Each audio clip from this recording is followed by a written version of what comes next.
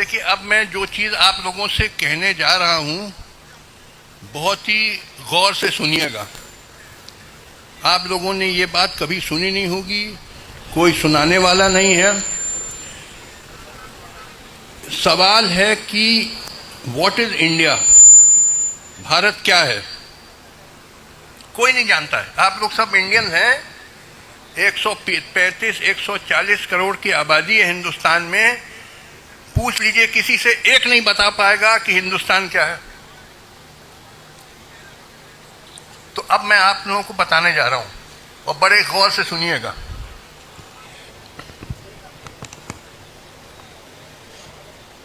देखिए, ये this is a country of immigrants. यहाँ जो 93-94% लोग रहते हैं हिंदुस्तान में, इनके जो पुरखे थे यहाँ के रहने वाले, आप लोग सब जो हैं, मैं भी, सभी लोग, हम लोग के जो पुरखे थे यहाँ के रहने वाले नहीं थे। हम लोग सब के पुरखे बाहर से आए थे, mainly from north west side. सिर्फ 5-6% लोग हिंदुस्तान के ओरिजिनल इनहेबिटेंट्स हैं। पहले कहा जाता था द्रविडियंस ओरिजिनल इनहेबिटेंट्स, मगर वो भी थ्योरी रिजेक्ट हो गई है। अब जो एक्सेप्टेड थ्योरी है कि ओरिजिनल इनहेबिटेंट्स जो भारत के हैं वो प्री द्रविडियन ट्राइबल्स, जैसे भील, गोंड, संथाल या नीलगिरी के टोडाज, 5-6% ही रह गए। इवन द्रविडियंस बाहर से आए थे, आर्यन भी बाहर से आए थे, द्रविडियन भी बाहर से आए थे। तो 93-94% लोग हिंदुस्तान के इमिग्रेंट्स हैं। हम लोग एक तरीके से फॉरेनर्स हैं। हम लोग नहीं, हमारे पुरखे। और तो इस तरीके से हिंदुस्तान है, it is like north America, USA, Canada वगैरह। यहाँ that is the country of immigrants. वहाँ लोग मेनली यूरोप से आए थे। पहले थोड़े से ये ट्राइबल लोग थे जिनको रेड इंडियंस कहते थे, अब नेटिव अमेरिकन कहते हैं। वो बहुत टाइनी माइनॉरिटी में है। बाकी सब जो नॉर्थ अमेरिका के लोग हैं, they are all descendants of immigrants. मगर वहाँ के लोग 400 साल से आए यूरोप से। हमारे यहाँ 10,000 साल से आ रहे हैं बाहर से, मेनली फ्रॉम नॉर्थ वेस्ट, ये पाकिस्तान, अफगानिस्तान, इस एरिया से आ रहे हैं 10,000 साल से।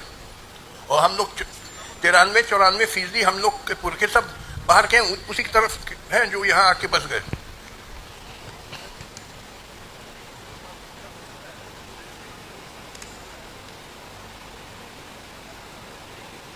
अब देखिए, सवाल उठता है कि क्यों बाहर से लोग हिंदुस्तान आए।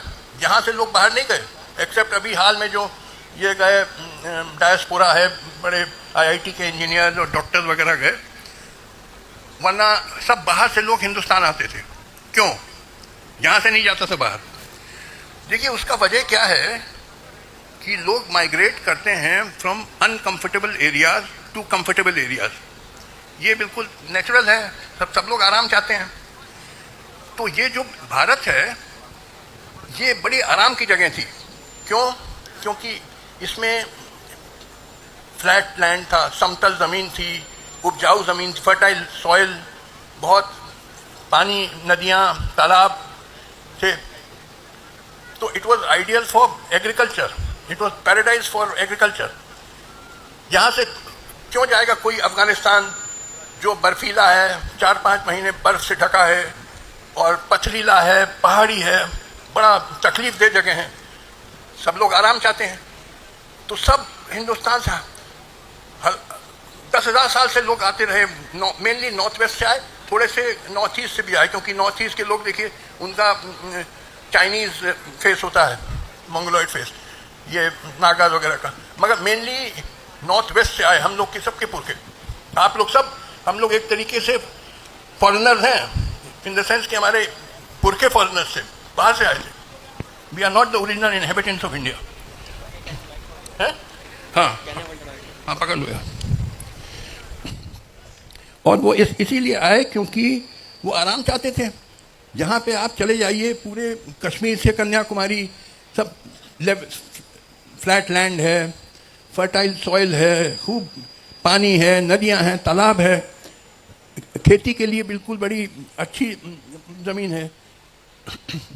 तो ये पैराडाइज था। सब अगर आप ज्योग्राफी का मैप देखिए तो देखिए सब हरा लगेगा, थोड़ा सा पहाड़ी है, अदरवाइज हिमालय को छोड़ दीजिए सब फ्लैट लैंड है, फर्टाइल सॉइल है। तो हज़ारों साल से लोग यहाँ चले आ रहे हैं। उस पर फिराक गोरखपुरी का मशहूर शेर है, सर ज़मीन हिंद पर अक़वाम आलम के फिराक, काफ़िले आते गए हिंदुस्तान बनता गया। सर ज़मीन हिंद मतलब हिंद की ज़मीन पे अक़वाम इज़ प्लोरल ऑफ कौम। कौम मतलब पीपल, लोग, वो अक़वाम मतलब उसका प्लोरल, बहुत सारे लोग। तो पीपल, अक़वाम आलम मतलब दुनिया, दुनिया के लोग, उनके कारवां यहाँ आते रहे हज़ारों साल से और हिंदुस्तान बनता गया। और ये फैक्ट कि ये कंट्री ऑफ इमिग्रेंट्स है, लाइक नॉर्थ अमेरिका, ये एक्सप्लेन करता है क्यों इतनी ट्रेमेंडस डाइवर्सिटी है। इतने सारे मज़हब, इतनी जातियाँ, इतनी भाषाएं, इतनी नस्लें, इतनी कल्चर्स, ट्रेमेंडस डाइवर्सिटी। कोई गोरा है, कोई काला है, कोई भूरा है, कोई लंबा है मेरे जैसे, कोई नाटा है आप लोग जैसे। तो बिकॉज हर किस्म के लोग आते गए। देखिए इंडिया को आप कंपेयर करिए चाइना से। चाइना की आबादी और हिंदुस्तान की आबादी आज करीब करीब बराबर हो गई है 135 से 140 करोड़ के बीच चाइनीज़ भी हैं और हिंदुस्तानी भी हैं। मगर there is broad homogeneity in China. 90% Chinese जो हैं वो एक नस्ल के हैं जिनको कहते हैं हान, HAN, हान्स, 90%। और उनकी कॉमन लैंग्वेज है मैंडरिन। थोड़ा सा साउथ चाइना में वो कैंटोनीज बोलते हैं, वरना सब चाइनीज़ जानते हैं, लिखते हैं और बोलते हैं मैंडरिन भाषा। कई के अपने डायलेक्ट्स भी हैं, बट ब्रॉड होमोजेनिटी है चाइना में। यहाँ इंडिया में ट्रेमेंडस डाइवर्सिटी, इतनी भाषाएं। मैं अभी आया, मुझे तो मालूम नहीं था आपके यहाँ भटकल में कोई भाषा क्या बोली जाती, नवाइटी बोली जाती है। और एक पास में है मैंगलोर, वहाँ बोली जाती है तुलु बोली जाती है। और उसके पास और जाइए तो वहाँ कोंकणी बोली जाती है और कन्नड़ तो बोली, यानी यहाँ तो सैकड़ों भाषाएं हैं। तो चाइना से कंपेयर करिए, जब दोनों आबादी करीब करीब एक जैसा है, मगर वो broadly that is the country of homogeneity. India is a country of diversity, इतनी ट्रेमेंडस डाइवर्सिटी, क्योंकि this is a country of immigrants.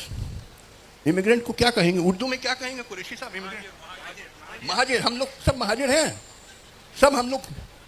हंसिए नहीं, मैं सीरियस बात बता रहा हूँ आपको। आपके जो पुरखे थे सब यहाँ के रहने वाले नहीं थे, सब हम लोग, सब मैं भी, सब हम लोग बाहर के थे।